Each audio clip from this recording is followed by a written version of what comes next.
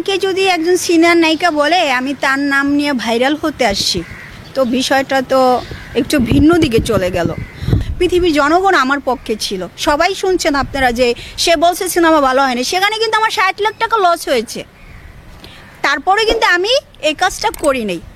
আমরা সবাই শুনেছি যে অপু বিশ্বাস জানে না, অপু বিশ্বাস জানে না, জানে না জানে না জানে না জানে না দেখেই কিন্তু একটা পর্যায়ে গিয়ে আমি জিডি পর্যন্ত চলে গেছি। ওই দিঘির ঘটনাটা যখন জড়াইছে আমাকে কিন্তু দুনিয়ার মানুষ সবাই বলছে যে তুমি মামলা দাও, এমন কেউ বাদ নাই যে বলে নাই। আমার পরিচালক থেকে শুরু করে আদারওয়াইজ আরও অন্য পরিচালক যারা আছে সবাই আমাকে বলছে। আমি শুধু আল্লাহর উপরে বিচার দিয়ে রাখছি, কারণ কি এই মানুষটা জেনে শুনে আমার ক্ষতিটা করছে। আর কেউ যদি কখনো জেনে শুনে ক্ষতি করে তখন কিন্তু তাকে আল্লাহ দেখে নেয়। তো অবশ্যই আল্লাহ আমার মনের আশা পূরণ করেছে। আমার মনে হয় না যে এরপরে আমার সিনেমার পরে দিঘি কোনো সিনেমাটা একটা ভালো কোনো সিনেমা করতে পারছে। অপু বিশ্বাস খোরশেদ আলম খসরু ভাইকে বলছে, দাদা আমি চ্যানেল দিয়ে দিতে আসি। এটা আপনারা খসরু ভাইয়ের থেকে জেনে নেবেন।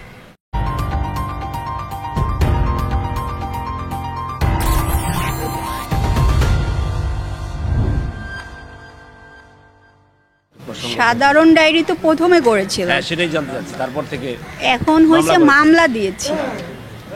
আর প্রথমে অ্যাট ফার্স্ট আমি কিন্তু জিডি প্রথমে করিনি। প্রথমে কিন্তু আমি যেহেতু একজন প্রযোজক, আমার সাথে যদি কেউ কোনো অন্যায় করে থাকে তখন আমার প্রযোজক সমিতি আছে, আমার এখানে আমি সেই হিসাবে একটা বিচার দিয়েছিলাম। তো তারপরে আমার সাথে যে ঘটনাটা ঘটছে, আপনারা তো বিগত অনেক দিন ধরে আমাকে চিনেন। আমি আপনাদেরকে একটা প্রশ্ন করি, আপনারা আমাদেরকে উত্তর দিবেন, ঠিক আছে? আমাকে সেটা হয়তো জনগণ শুনবে। এতদিন যে আমাকে চিনেন, আপনারা কতদিন ধরে চিনেন? 8-10 বছর তো হবেই। আচ্ছা, এর ভিতরে কখনো কোনো দিনও আজ পর্যন্ত কোথাও আমাকে দেখেছেন বাজে কোনো কাজে, মানে উল্টাপাল্টা কোনো কিছুতে? না বলেন মুখে। না, চোখে পড়ে নাই। আচ্ছা, এই প্রশ্নটা আমি কেন করছি? এই প্রশ্নটা আমি এই জন্যই করছি যে আমি যে একজন ভালো মানুষ সেটা আমার বলতে হবে না, সেটা হয়তো অন্য মানুষ বলবে, হয়তো আমাকে যারা চিনে জানে। এখন আমার ঘরের মানুষগুলো যদি আমাকে নিয়ে বাজে কথা বলে তখন তো জনগণ যারা আছে, দর্শক যারা আছে, তারা তো এটাই মনে করবে, সত্যটাই মনে করবে। আজকে এই 2 বছর হয়ে গেছে, 2 বছর পর আবার নতুন করে এসে যে আমি এই বিষয় নিয়ে কথা বলবো, এটা আমার কাছে খুব খারাপ লাগতেছে। বিষয়টা কি দেখেন, আমি কিন্তু অ্যাট ফার্স্ট প্রথমে আমার 1,30,00,000 টাকা লস হয়েছে প্রথম সিনেমায় আমার। তারপর আমি কষ্ট মেনে নিয়েছি। আমি পরিচালক সমিতিতে বিচারও দিয়েছিলাম, বাট আমি তখন বিচারটা পাই নাই। তারপর আমি মেনে নিয়েছি যে আচ্ছা ঠিক আছে, ওটা টাকার বিষয় ছিল। এখন যে বিষয়টা হয়েছে, এখন বিষয়টা কিন্তু হচ্ছে আপনার মান সম্মান, মান বলেন সম্মান বলেন, এমনকি হচ্ছে একটা মানুষের কি থাকে, একটু মান সম্মান নেই তো মানুষ থাকতে চায়, তাই না? তো আমাকে যদি একজন সিনিয়র নায়িকা বলে আমি তার নাম নিয়ে ভাইরাল হতে আসছি, তো বিষয়টা তো একটু ভিন্ন দিকে চলে গেল। তো আমার তো উদ্দেশ্য সেটা ছিল না। তো তার মানে কি আমি প্রতিবাদ করব না? হ্যাঁ হ্যাঁ বললেন, কল্লা জুলাইলে হবে না। হ্যাঁ হ্যাঁ বললেন, ঠিক আছে? তো আমার মান সম্মানে আঘাত লাগছে, সেই জন্যই কিন্তু আমি প্রতিবাদ করেছি। আমার 2022 সালে, আপনারা 21 সালে আমার সাথে একটা ঘটনা ঘটেছে, তখন কিন্তু আমি আপনাদেরকে নক দিয়েছিলাম। আপনারা কিন্তু কেউ আমাকে খুঁজে বের করেন নাই, আমি নক দিয়েছিলাম। কেন দিয়েছিলাম? আমার মনে হয়েছিল যে আমার ঘরে কিছু শত্রু হয়ে গেছে, জাস্ট আমি নিজেকে সেভ রাখার জন্য, নিজেকে বাঁচানোর জন্য কিন্তু আমি মিডিয়ায় ডেকেছিলাম। আর আমার ঘরের মানুষরা আমার জন্য হয়তো দোয়া করে নাই, বাট আমার সারা দুনিয়ার যত মানুষ আমাকে দেখছে সবাই কিন্তু আমার জন্য দোয়া করছে, আর এই দোয়া হয়তো আল্লাহ শুনছে। তো এরপরে হচ্ছে আমি যখন ইন্ডিয়াতে চলে যাই, বাংলাদেশের চিকিৎসা পাই নাই, আমি যখন ইন্ডিয়াতে চলে যাই, আমি ওখানে 4 মাস ছিলাম, ইন্ডিয়াতে ভর্তি ছিলাম।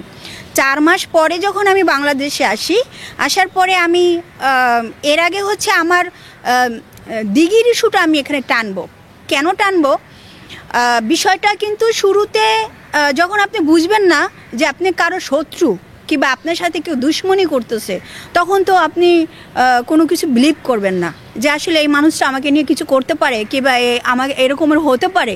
আরে ভাই, আমি তো এরকমের কোনো কিছু করি না, কিন্তু আমার সাথে এরকমেরটা কেন হবে?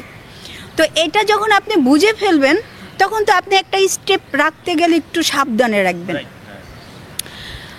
আমার সাথে ওই দিঘির ঘটনাটা যখন জড়াইছে, আমাকে কিন্তু দুনিয়ার মানুষ সবাই বলছে যে তুমি মামলা দাও, এমন কেউ বাদ নাই যে বলে নাই।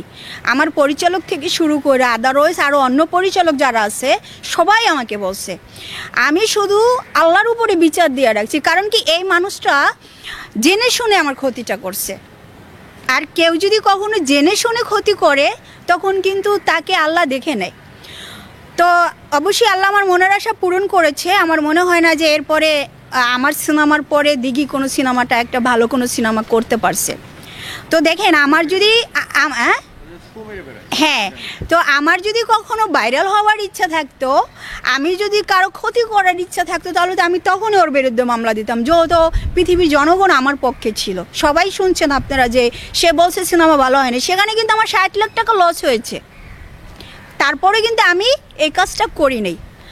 তো এই ইস্যুটা আমার এই কারণেই টানা যে এখন আমি যেটা জানতে পারলাম, এই যে এখন 2024-এর শেষে এসে আজকে হচ্ছে ডিসেম্বর মাস চলতেছে, আর আমার চ্যানেলটা গেছে হলো 2022-এ আগস্টের 29 তারিখ থেকে আমি ঢুকতে পারতেছি না চ্যানেলে।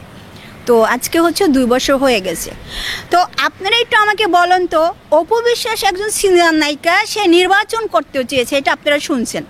একটা মানুষ যখন নির্বাচনের দিকে চলে যায়, তার মানে সে বিচার আচার করার জন্য তার ভিতরে মনসত্ত্ব বলেন, বিবেক বলেন, সেন্স বলেন, তো তখন তো সব কিছু মানে একবারে মানে কি বলে, মানে নিউট্রাল থাকবে না, মানে সে অ্যাটেল থাকবে, সে অ্যাটেল একটা অবস্থায় আছে। তো আমার যে বিষয়টা, আমি যখন তার কাজের লোক যদি উল্টাপাল্টা কিছু করেও থাকে, তো তার কি এটা দরকার ছিল না যে এই সিমি কী হয়েছে, আয় তুই বস, যদি তোর কোনো সমস্যা হয়ে থাকে যা বাবু, এটা কোনো বিষয় না। উনি তো সুন্দর করে কথা বলে, আমাদেরকে যদি একটু এইভাবে একটু আদর করে দেয়, তাহলে কি আমার মতন মেয়ে কি আমি আর কোনো কিছু করার চেষ্টা করব? কখনো করব না। তো আমরা সবাই শুনেছি যে অপু বিশ্বাস জানে না, অপু বিশ্বাস জানে না, জানে না জানে না জানে না জানে না দেখেই কিন্তু একটা পর্যায়ে গিয়ে আমি জিডি পর্যন্ত চলে গেছি। তো যখন একটা মানুষের বিরুদ্ধে জিডি হয়, তখন কিন্তু আইনের ব্যবস্থা নেওয়া হয়ে গেল। একটা জিডি হওয়া, মামলা হওয়া কি সেম না? সেম। আচ্ছা, তো একে একে আমি 2টা জিডি করছি। 2টা জিডি করার উদ্দেশ্য হলো এইটা যে দেখি সে সমাধান করে কিনা। আমি কিন্তু মামলা পর্যন্ত যাই নাই। আমি প্রযোজক সমিতিতে বিচার দিলাম, অপু বিশ্বাস খোরশেদ আলম খসরু ভাইকে বলছে, দাদা আমি চ্যানেল দিয়ে দিতে আসি। এটা আপনারা খসরু ভাইয়ের থেকে জেনে নেবেন। এ হলো 1 নাম্বার। 2 নাম্বার হলো সে দিচ্ছে বলে দেয় নাই, বাট আমি কোনো ডকুমেন্ট রাখি নাই। কেন রাখি নাই? আমি বুঝে উঠতে পারি নাই যে আমার সাথে কিছু হতে পারে। আরে ভাই, আমি তো কারো ক্ষতি করি নাই। হ্যাঁ, আমি আমার ঘরের মানুষকে শত্রু ধরে বসে আছি, মিডিয়া করছি, সেই বিষয়টা আলাদা ছিল। সেখানে আমার কিছু সম্পত্তি পাওয়ার জন্য হয়তো ঘরের মানুষ চাচ্ছে, তাদেরকে আমি দিচ্ছি না, হয়তো তারা একটা কিছু করতে চাচ্ছে, ওই বিষয়টা ছিল আলাদা। এরপরে দেখা গেছে আমি প্রযোজক সমিতির পরে যখন ওরা আমার সাথে খারাপ ব্যবহার করতেছে, দিচ্ছি বলে দিচ্ছে না, দিচ্ছি বলে দিচ্ছে না, তখন একটা পর্যায়ে গিয়া তাদেরই পারমিশন নিয়ে কিন্তু আমি আইনগত ব্যবস্থা নিলাম। আইনগত ব্যবস্থা নেওয়ার পরে সেম কথা বলছে যে সে এসে বললো আমি ভাইরাল হতে আসছি। এই 2টা ইস্যু আসলো। আচ্ছা, গেল। সে যদি আমাকে বলে থাকে আমি ভাইরাল হতে আসি, ওকে ফাইন। এরপরে খসরু ভাইকে কেন বললো যে আমি চ্যানেলটা দিয়ে দিতে আসি, গেল এটা। এরপরে আমি আসি প্রযোজক সমিতিতে।